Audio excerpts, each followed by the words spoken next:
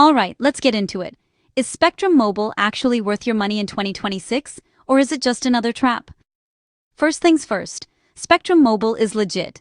It's owned by Charter Communications, and it runs on Verizon's powerful 4G LTE and 5G networks. That means you're getting coverage in 99% of the US, with some seriously fast download speeds. Think an average of 188 Mbps last year. But here's the catch. You have to be a Spectrum Internet customer. No Spectrum Home Internet, no Spectrum Mobile for you. So, what do you get? All plans come with unlimited talk and text, plus access to millions of Spectrum Wi-Fi hotspots for that sweet speed boost. There are 3 plan options.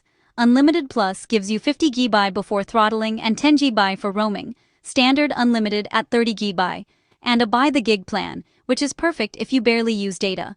Prices start around $29.99 per line for unlimited, or $20 if you're super light with data. Still, there are some things you should know. Customers rate Spectrum Mobile highly. J.D. Power even put them at number 1 for customer satisfaction in 2025. But, real talk. Some people complain about billing headaches, especially after canceling, and others have had issues with trade-in credits taking way too long. Plus, if you're not in love with Spectrum Internet, you're kind of out of luck. This is an exclusive club. One more thing. If you haven't updated your phone's software or upgraded your device for the 2026 network migration, you might lose cellular data. Check your phone if you haven't already. Bottom line, if you already have Spectrum Internet and want to save money, Spectrum Mobile's probably a great fit.